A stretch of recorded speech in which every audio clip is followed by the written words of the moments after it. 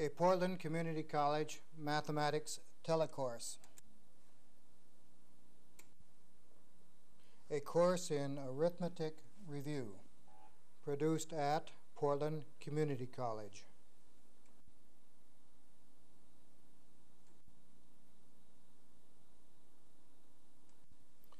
When it comes to adding a sequence of mixed numbers, most people seem to prefer to write a problem like this one vertically, like this.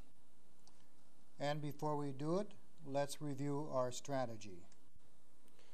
Addition of mixed numbers is essentially two problems in one. First, add the whole numbers. Second, add the fractions. And if the sum of the fractions is an improper fraction, change to mixed numbers and add again. Now let's illustrate that with our given problem.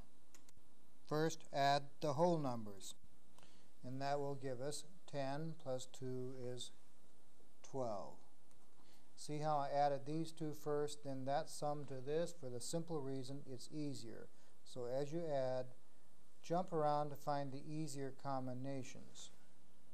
Next, add the fractions. But in order to add fractions, we must have permission to add, which amounts to asking what is the lowest common denominator of these three denominators. And these are simple enough.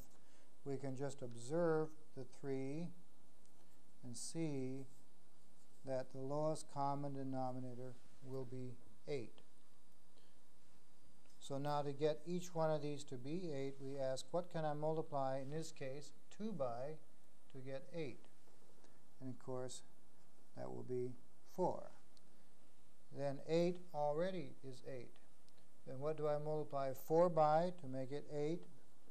Is 2, both top and bottom. So this one has become 4 eighths.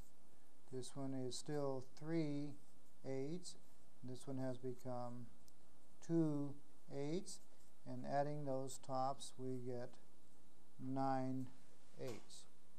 But in this case we notice that the improper fraction here can be changed to 1 and 1/8.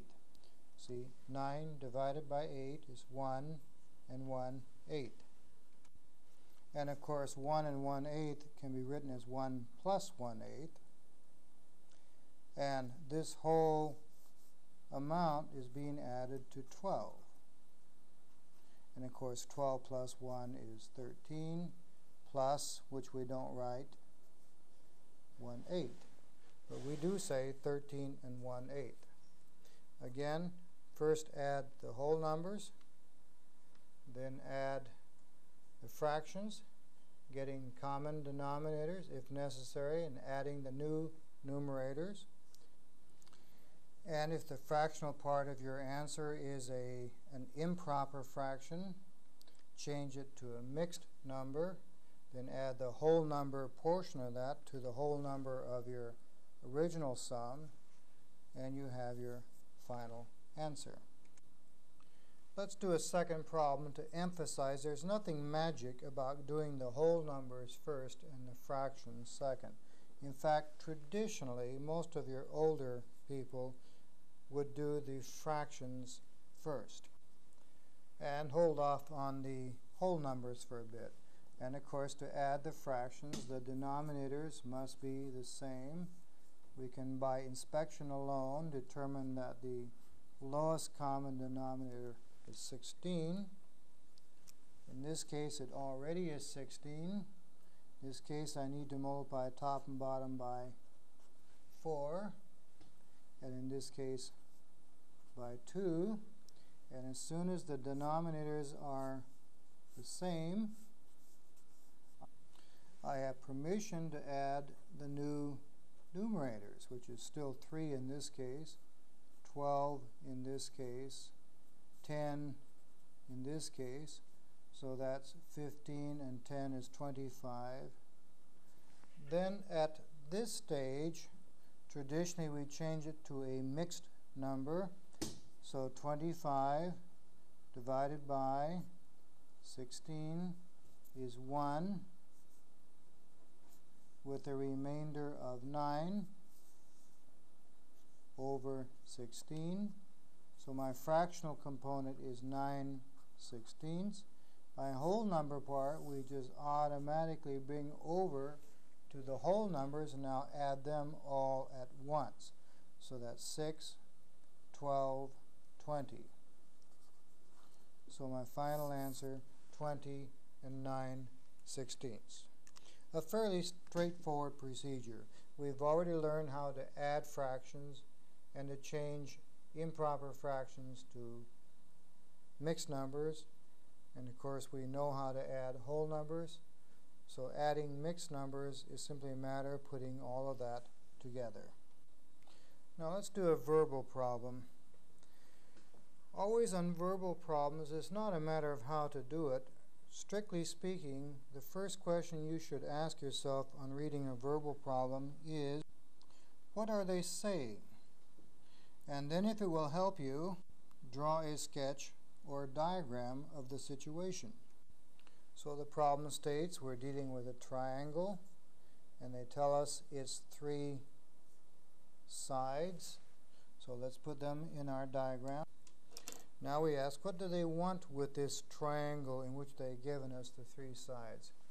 And they tell us that we want to find the parameter. So what do we mean by parameter? And if you don't know the word, then you simply ask or look it up in a dictionary or at the back of your textbook.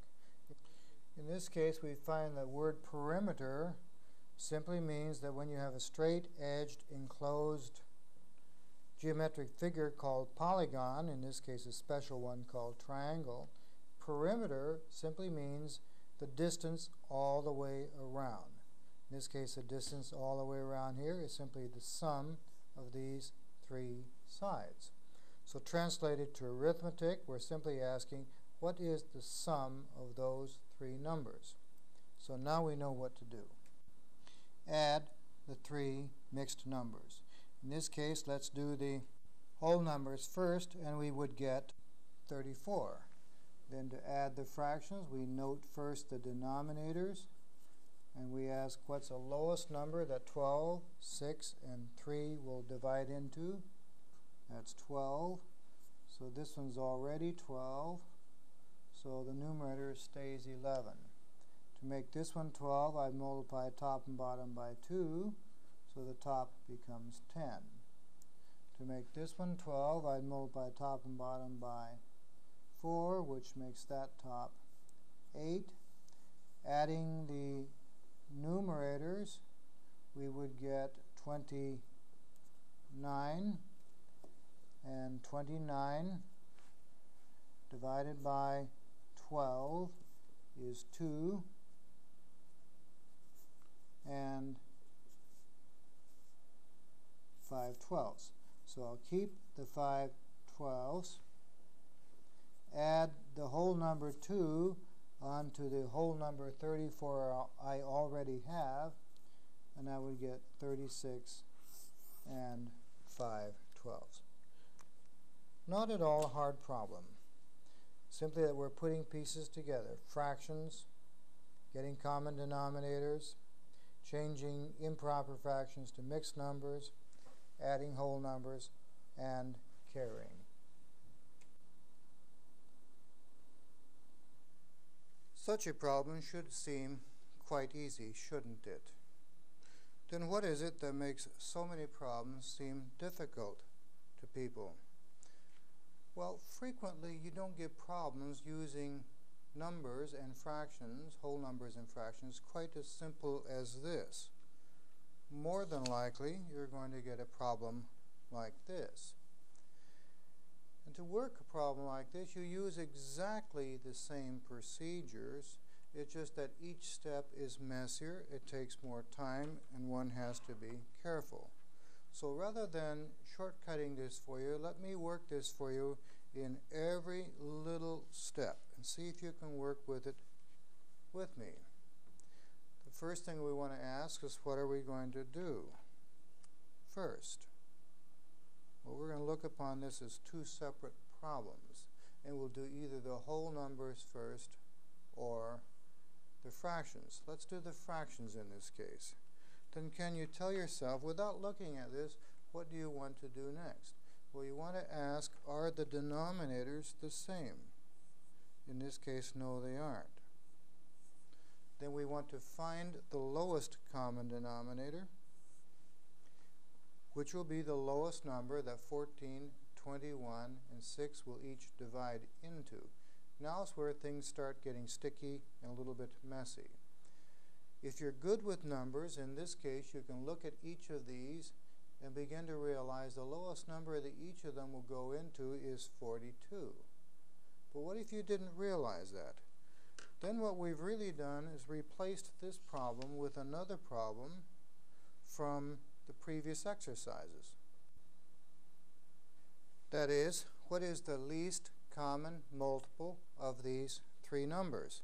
So see, now we forget fractions, we forget mixed numbers, and we force ourselves to think on this one segment of the problem. And we recall from those previous lessons that if we don't see that lowest common multiple, then we prime factor each number. And in this case, it's fairly easy. We can just see that 14 is 2 times 7, and we can just see that 21 is 3 times 7, and that 6 is 2 times 3. Then we want to list each base, so we need a base 2, we need a base 7, we need a base 3, we have a 7, we have a 2, we have a 3. So this number is our least common multiple. So again, reminding ourselves that we can multiply in any order. That is, I don't have to take 2 times 7, which is 14 times 3. I can take 2 times 3, which is 6 times 7, and get 42, which is a little bit easier. Now that we've done this sub-problem, we have found what we want our lowest common denominator to be.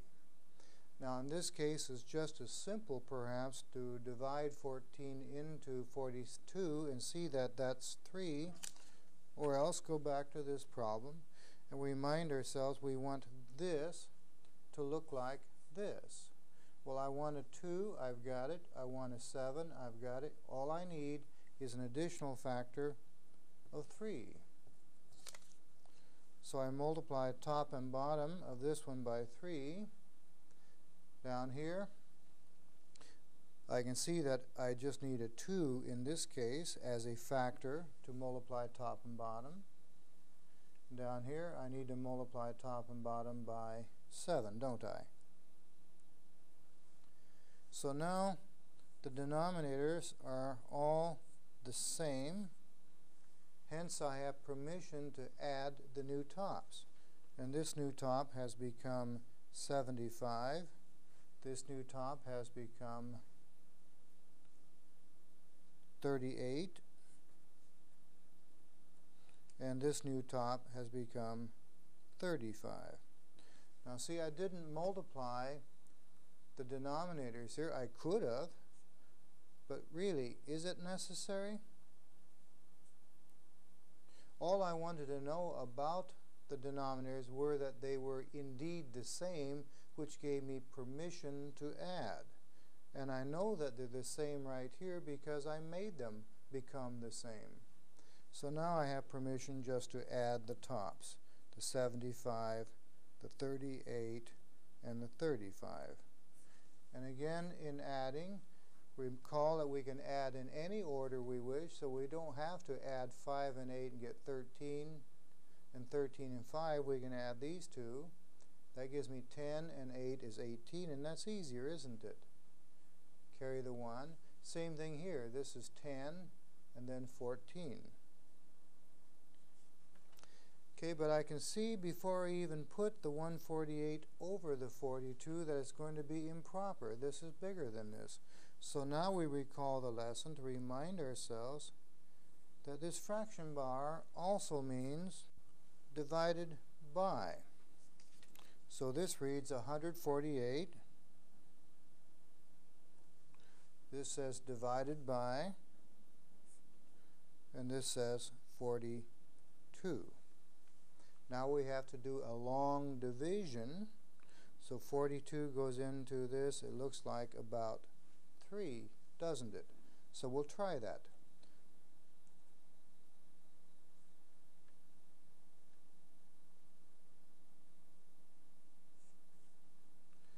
And subtracting, we have 22 over 42 left. But this is reducible, and this whole number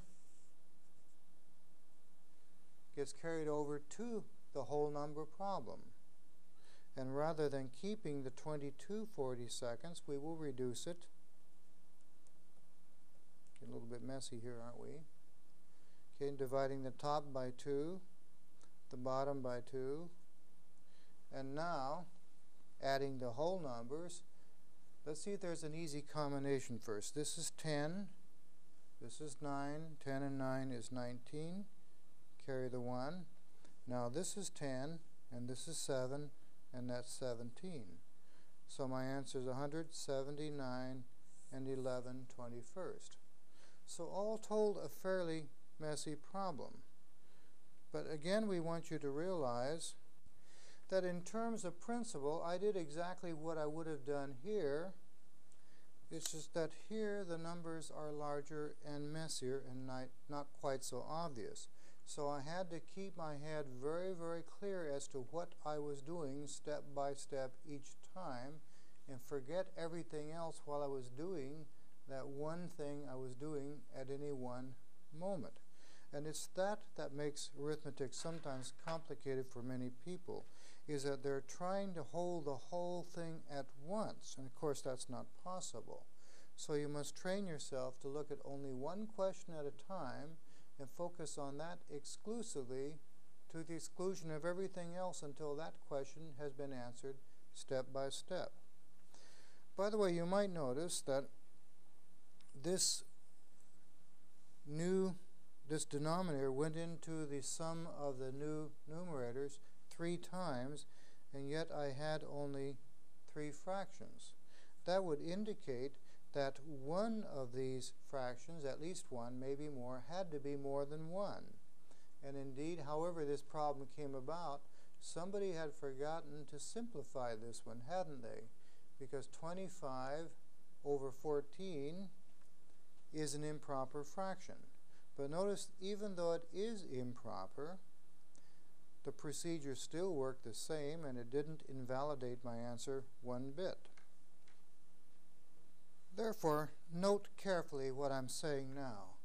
If you would find this not at all difficult, and this one to be difficult, please realize your problem is not with mathematics or arithmetic or fractions in this case.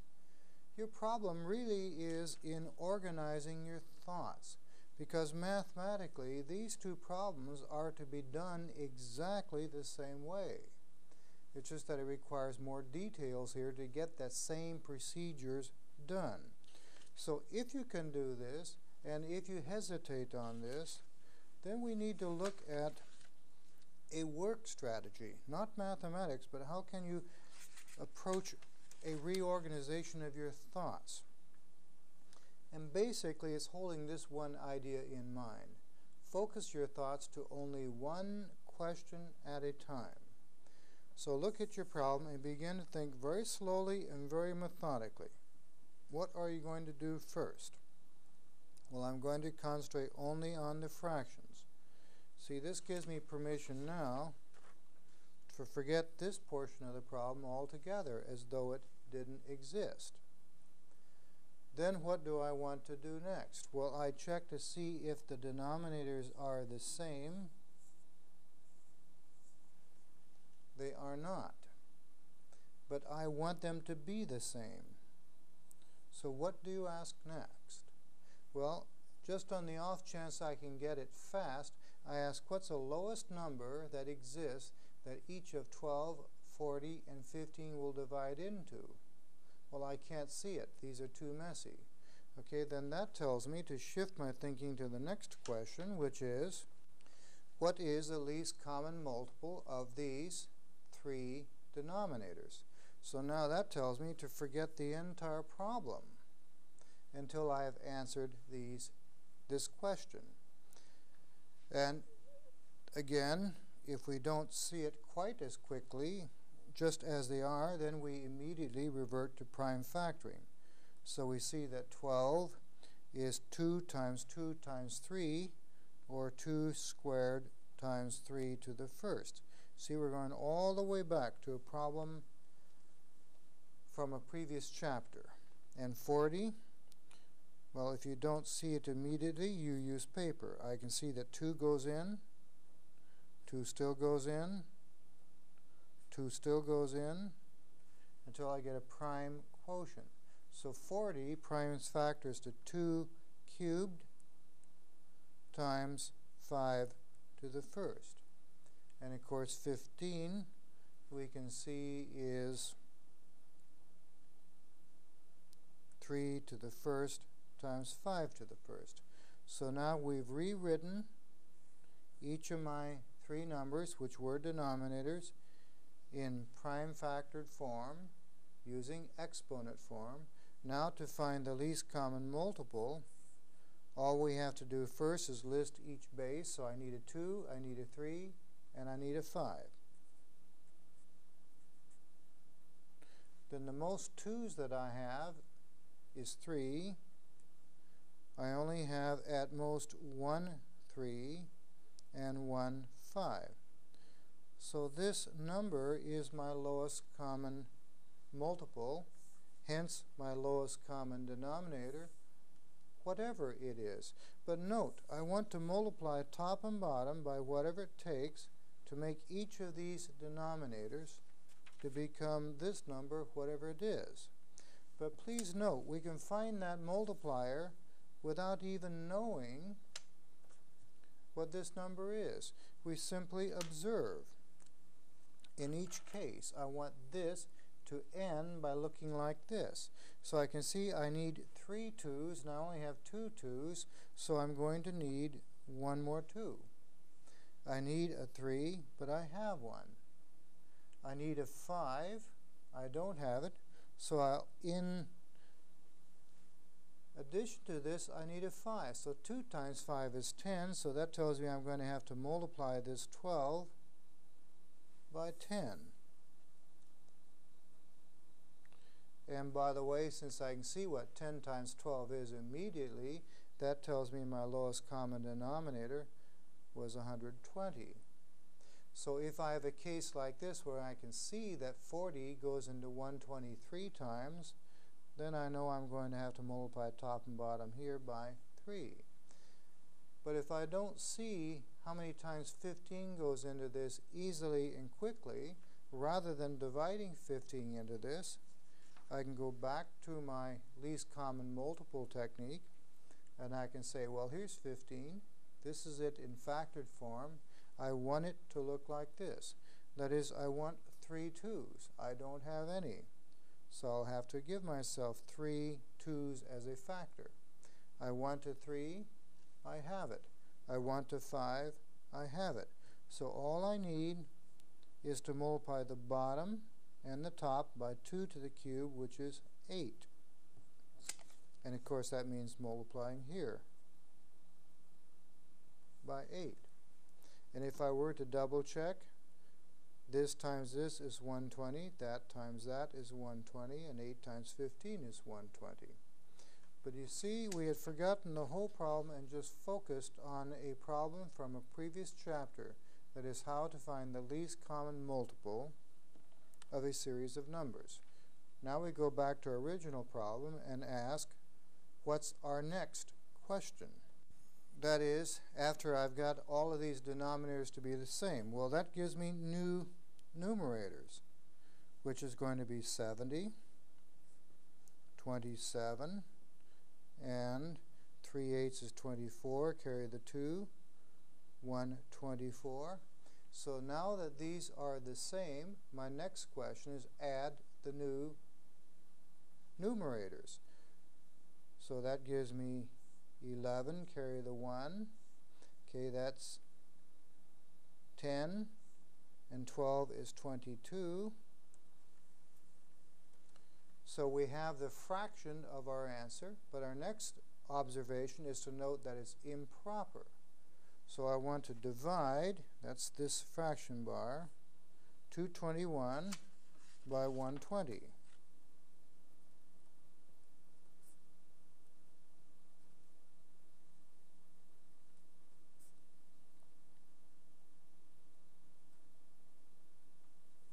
And we get 1 and 101 120ths. Okay, so we go back and ask, what's our next single question? Well, this is the fraction part of my answer,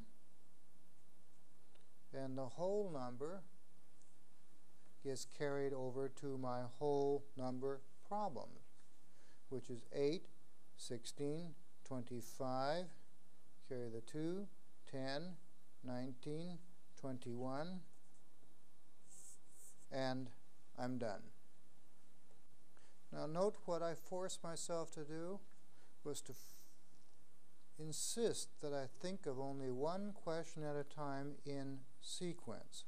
Then as I asked each question, I directed myself to only one segment of the problem, and while I was on that one segment of the problem, it's as though nothing else existed until I had this finished.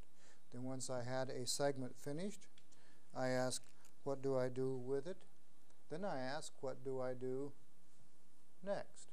Then I asked, what do I do next? So it's that sequencing of your thoughts that will keep these messy problems clear. And please note, that's not really a matter of mathematics. That's a matter of a work strategy. And it's this frequently that makes a difference between the average person on the street who hesitates to tackling a big problem and an engineer and a scientist who can. The engineer would note that this problem is really no different than this problem. He simply has to organize himself differently, and he is very capable and rather enjoys doing that. But it is rather comforting to know that the kind of problem you most frequently run into is this simple type.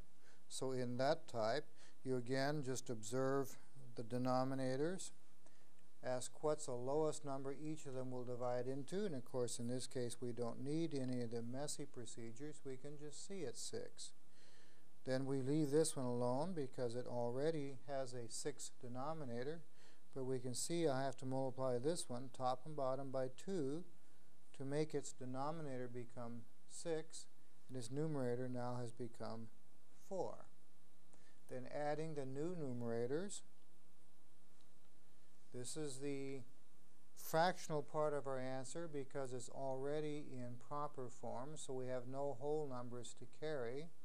So we simply add our whole number problem together, and there we have our answer. So most problems that you will see will be just this easy. But do try to become comfortable in even the messy ones. It simply requires extra time. This is your host, Bob Fennell. We'll see you at the next lesson.